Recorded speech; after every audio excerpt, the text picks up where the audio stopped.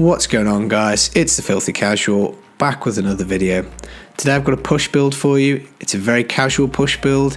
It's very tanky, it's very suitable for hardcore. This is the LON Poison Lance Necromancer. Now this isn't as strong as the cold variant. That's already cleared a GR 125, I think, when I last looked at the boards. This doesn't hit quite as hard, but it does carry quite a big punch, not too far behind, and it's certainly a lot easier to play. It's really tanky, and it's a little bit easier on the gear requirements because you don't need max essence on your secondaries. Now I'm hoping you can enjoy the build, so I'm going to set a like goal of 10 likes today, and I'm hoping that maybe a couple of casual players like myself, it's a good road into GR 100. Now I've currently cleared 97, my best clear I think I had 2.5 minutes to spare, so I'm pretty close to 100. I think another couple of rolls I'll certainly get there, and the first time that I cleared it I had a little over 800 Paragon. I've only got 12 out of 13 slots as Ancient, and I've only got the one level 80 Augment. So it is a really powerful build, even once you just get the pieces together. I do have some nice pieces, but there's certainly another couple of levels I could squeeze out of my gear, so we'll go through all that. Now in the description I'm going to pop a D3 planner link with all of the build items and all the stats. Now guys, this sometimes does change. People get back to me with comments, ways to improve the build, so make sure you do check that out. I'll try and keep it up to date, and if anyone's got any suggestions on how to make this build better, by all means fire away.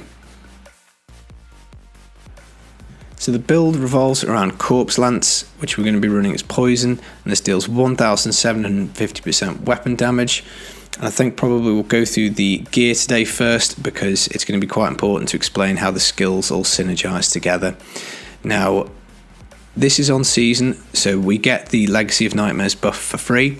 So if you're playing non-season, you're going to have to equip these two rings. The two rings you will dump will be the Convention of Elements and the Unity, so you'll keep your Crispins in the cube.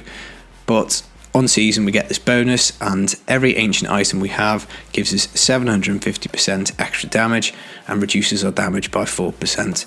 So if we get all 13 slots as ancient, as I say I've only got 12, but all 13 slots will give you 9750% multiplier. So that's the first one, that's the biggie. You want to get as many ancient items as you can. Now this is a poison variant because in the cube we have Nair's Black Death. This gives us 100% increased damage every time we use a poison skill for 15 seconds. So we're going to be using 4 poison skills when we fire off our lance, so that's going to be 400% multiplier. Now we're also going to be taking the Corpse Whisper Pauldrons. This gives us a stacking effect, so 30% increased damage to Corpse Lance for 3 seconds when we consume a corpse, maximum 20 stacks, so a maximum 600%. Now we have to be consuming corpses to activate this, but a corpse every 3 seconds will be no problem for a lot of the time, and in particular when we fire off our lances in our massive damage window, we want this at 600%. Now another really important item is going to be the Crispin Sentence. This will give us up to 100% extra damage against slowed enemies and triple that bonus against any other type of control impairing effect. We're going to be going for stun and we're going to be going for freeze, so again when we fire out these lances we want this triple bonus, 300% active at all times.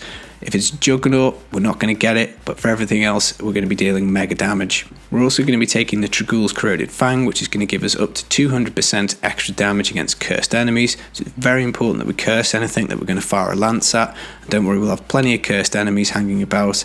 It's also important to note the secondary on this. The Curse Scythe rune for Grim Scythe now gives 100% chance to apply a curse. That's going to be important when we get to the skills. We're also going to be taking Convention of Elements. This gives us up to 200% damage when we roll around to the relevant element. Now the only element that we're going to be dealing damage with is poison, so that's going to be for the Corpse Lance. So every 12 seconds it's split into 3, so we're going to get 4 seconds of physical, and then after that 4 seconds of poison. So we want to be firing our lances out in that poison window really. We're also going to be taking the Johnstone. This gives us up to 200% extra damage when we fire out Corpse Lances after Land of the Dead has expired. So basically once we pop Land of the Dead we get 50 stacks of Macabre, and what they'll do is they'll give us up to 200%. So it's kind of like having 50 supercharged Corpse Lances, and then once that's gone, once you've used all 50, then your buff has dropped off. Now we're going to be saving these full 50 for the poison cycle, for the maximum stacks of Corpse Whisper Pauldrons, and also we're going to be saving them for elites. This is going to be an elite hunter build. Other multipliers we've got, we're going to take a Bane of the Trapped. This just seems to make sense. We're going to be doing a lot of stunning and freezing, and we're just going to get a flat damage increase from that, so that's going to be pretty nice. We're also going to be taking a Zai Stone of Vengeance.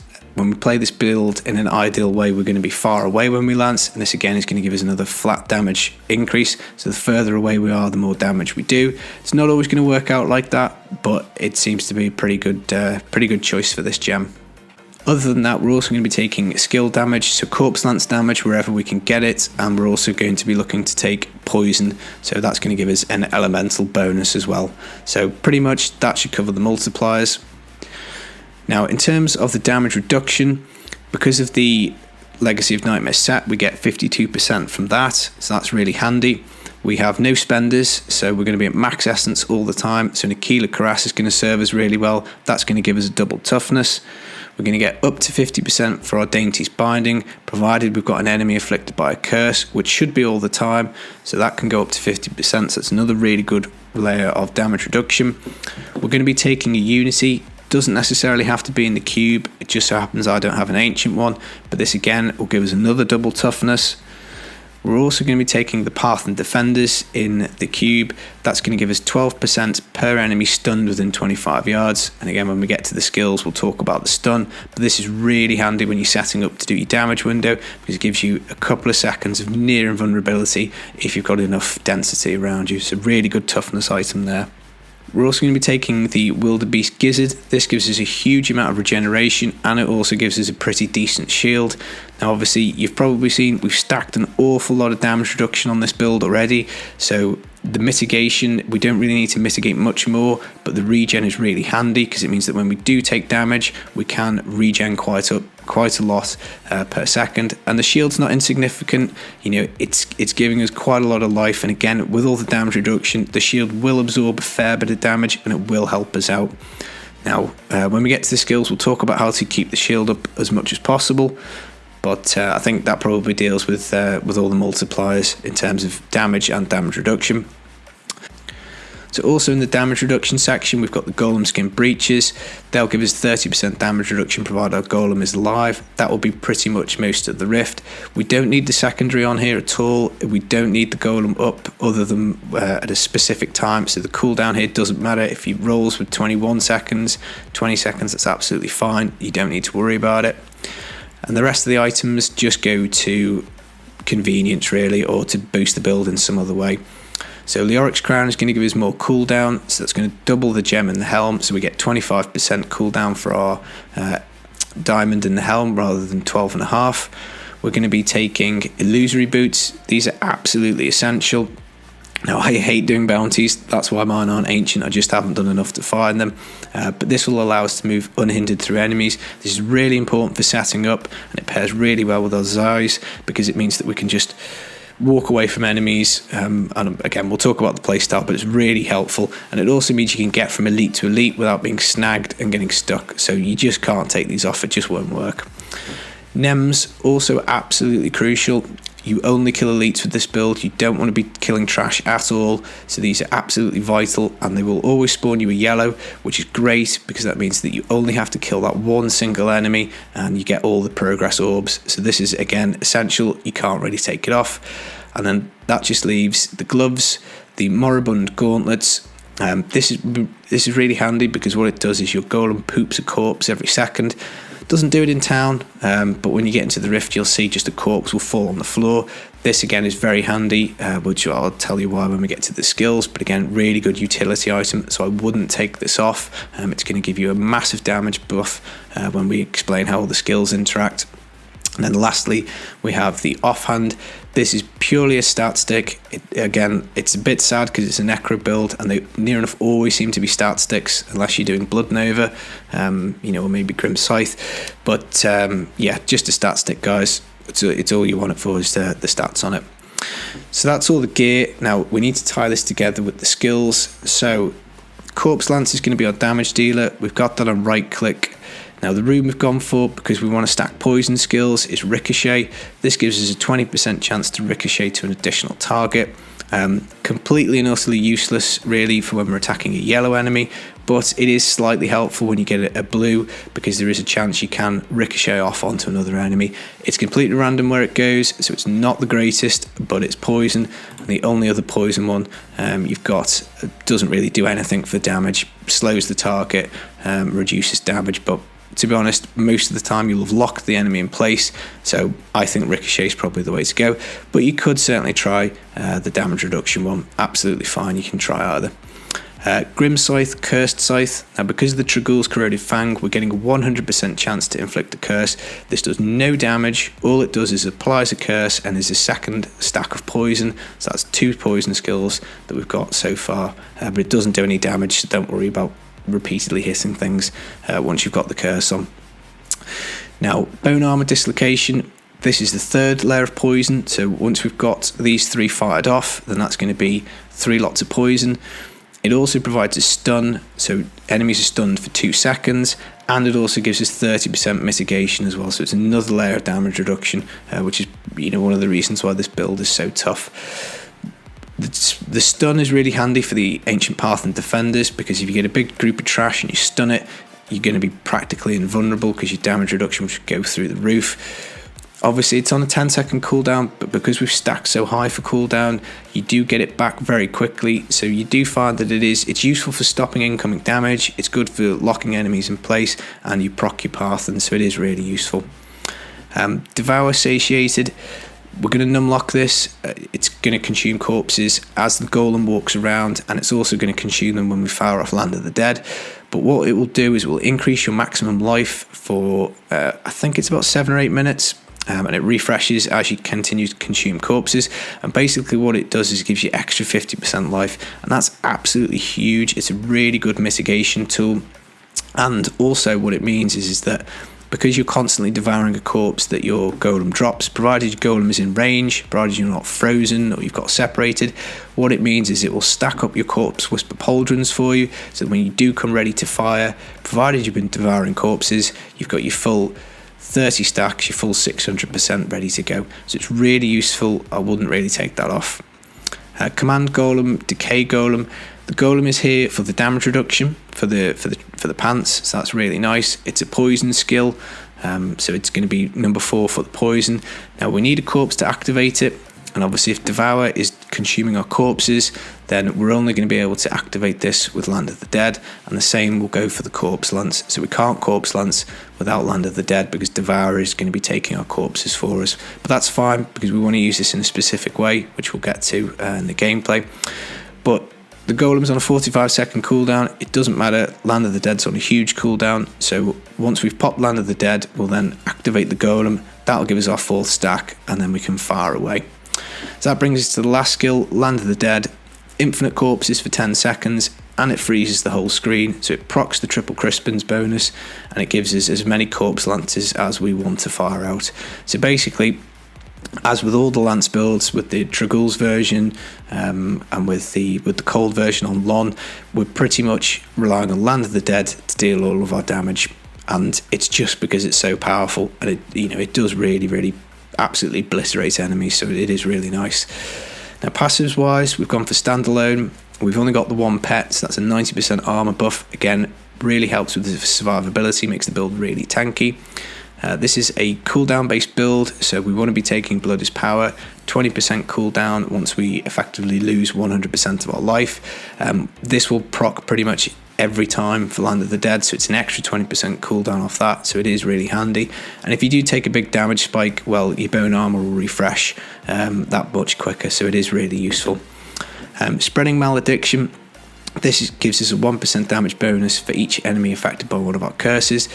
I did hear somebody say that the maximum that this can stack to is 60. You can only have 60 enemies cursed, or 20 enemies with 3 curses, as in like the game will only register 60%. I don't know how true that is, that's just what I'd heard, but it does give us a damage buff either way. Now the last passive, Final Service. To be honest, this is very debatable. It is useful because you don't take any damage for 4 seconds. That allows you to get your shield back up from your gizzard. It'll allow you to reposition yourself and sort yourself out. You won't lose your pools of reflection. In some of the footage, I toyed with taking this off, and I toyed taking it off for Eternal Torment, just because it meant that I could really juice up the Spreading Malediction bonus, and also it means that the curse doesn't drop off the target that you're about to hit. So it's quite debatable. Final Service is probably the way to go, but you could play around with it. That could be a way to go. So that's all the skills and the gear. So we need to kind of really talk about gameplay, and I'll try and put some examples up on screen of what I'm talking about. Now, when you first get into the Rift, obviously you don't have your Macabre stacks from your Johnstone, so the first elite that you get will always be the hardest. You don't have your 200% super juiced items, but what you need to do is you need to get bone armor up to 10 stacks for your damage reduction, and obviously proc your poison. You need to apply the curses to stuff, so you need to swipe away with Grim Scythe to again get another stack of poison. That will activate your dainties, again more damage reduction. And when you do come to Corpse Lance, anything cursed will take your extra damage from your Tragul's Corroded Fang. Once you get into position, so once you find yourself an elite, what you want to do is make sure you got your 2 poison abilities up. You want to wait really until your Corpse Whisper Pauldron stacks are fairly close to 20 or 20 preferably. So 20 seconds for your golem to poop out the corpses and for you to consume them on with Devour. So obviously you need to numlock that as soon as you go in. Once you're happy you've got enough stacks, or that you will by the time you get to poison, what you want to do is activate Land of the Dead, probably not in the first couple of seconds of cold, because it lasts for 10 seconds and your total rotation time on seaweed is 12 seconds. So provided you activate it probably at the start of physical, or I tend to do about halfway through, so I would probably be activating it in the next couple of seconds. That will freeze the screen. It will allow you to fire off a couple of lances, get yourself up to the max stacks on Corpse Whisper Pauldrons. You want to be aiming at a little piece of trash first, just to get an Oculus Circle, because what that will do is means that you can walk into it with your illusory boots, so that when it does roll around for poison, preferably you've got max stacks from your Corpse Whisperers, you're in an Oculus Circle, you're in your poison window of convention, you've got your Macabre stacks, and you will really dump an awful lot of damage down onto the elite. So obviously with the Zais, you want to be as far away as possible. So again, at the start of physical, it gives you a little bit more time to set up. So if you pop it at the start of physical, you've got 4 seconds to activate your golem, make sure you've got your curse on, get as far away as possible, and then get ready to dump your damage downwind. Now once you've killed the elite, or the combination of blues, if Land of the Dead is still up, I would fire away at will at all the trash, just to try and get a little bit more progress. But as soon as Land of the Dead looks like it's about to come off, stop firing, because you want your full 50 stacks just for the next time you get to an elite.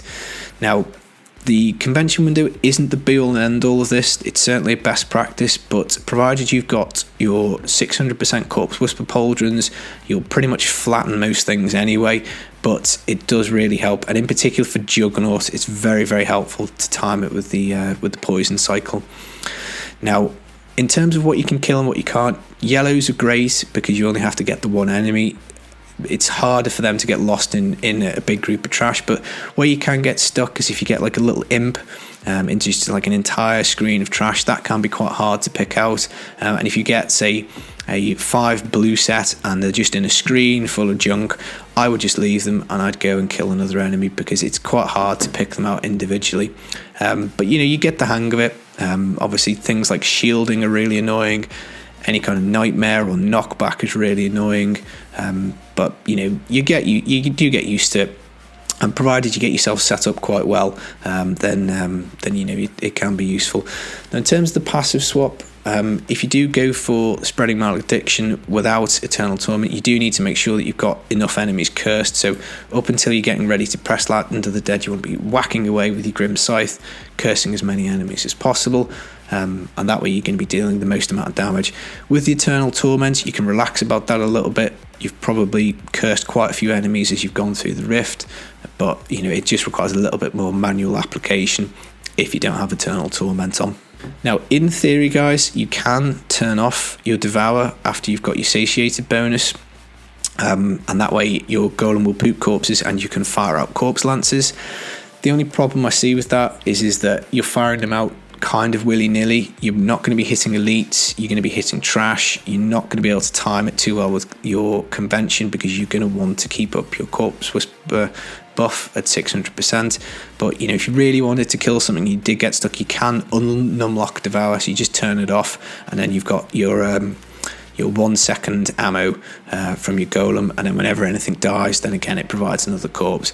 I did toy around with trying to play that way, but I found it's actually just much easier and simpler to just leave it on, and that way it's one less thing to worry about, and you should be hitting a lot more time with 600% on your corpse whisperers. So that's pretty much the gameplay. Now, in terms of gear swaps, you can take off the Golem Skin Breeches if you want, and you'll obviously have 30% less damage reduction, but you can put your Swampland Waders here. They're an item that you can get from a Witch Doctor, so you can craft yourself some level 70 pants and upgrade them in the cube. Even with a level 1 Witch Doctor, you're going to need an Ancient Pair, but it will give you 20% bonus to your poison damage, so that's pretty good. You can take the Parthen Defenders off if you want, and you could wear an Andariel's Visage. That again would give you a 20% poison buff, and you'd put your Leorics in here. But to be honest, for the extra 20% on the poison damage, I just think the Parthen Defenders, they just make it so that you can face tank so much stuff, and it means that you're not really kind of fishing. But if you did want to squeeze an extra 1 or 2 levels out of it, you probably would take those 2 toughness items off and go for it. But to be honest, if you're going to do that, you might want to go the cold route, because that will hit a little bit harder, because you can use a different rune on the corpse lance, which is probably more damaging. So the reason I think that this build has got a bit of an advantage is because it's just so tough and tanky and easier to play. And obviously if you're looking to really squeeze it, well, you might want to swap over to the cold at a later date. In terms of other swaps, I can't really think of anything else, so if you guys have got any suggestions, I'm certainly all ears. I'm going to break GR100 with this very soon, so I suppose we'll probably go through the gear and the stats and talk about what we want.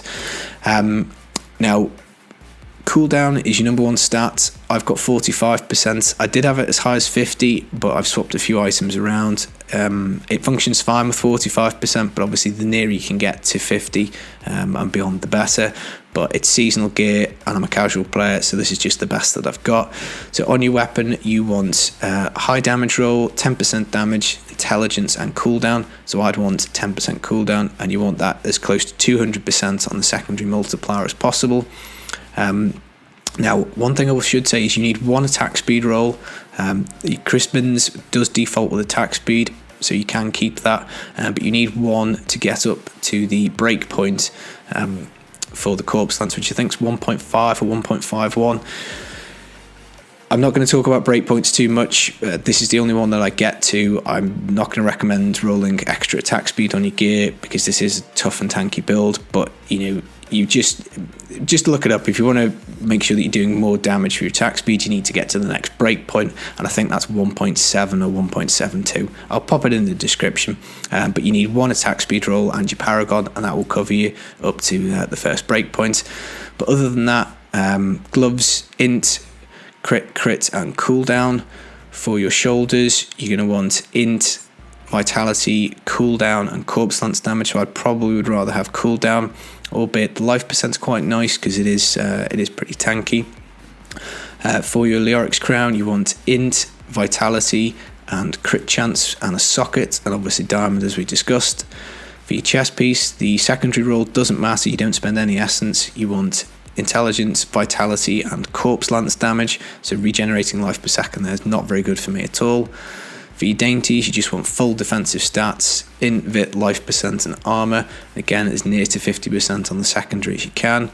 For your golem skin breeches, full defensive stats, int, vit, and armor.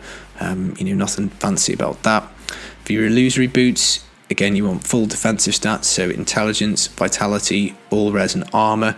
You don't really want move speed, you just use your Paragon for that.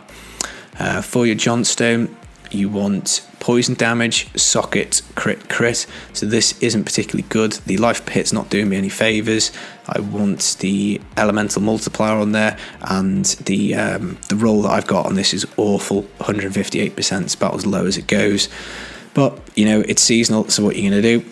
For your Nems, you want poison skills, int, and then probably armor or vitality. You want a nice blend between the two, and then crit hit chance. And then for your Crispins, keep the attack speed, and then you really want socket crit, or socket crit and cooldown, something like that.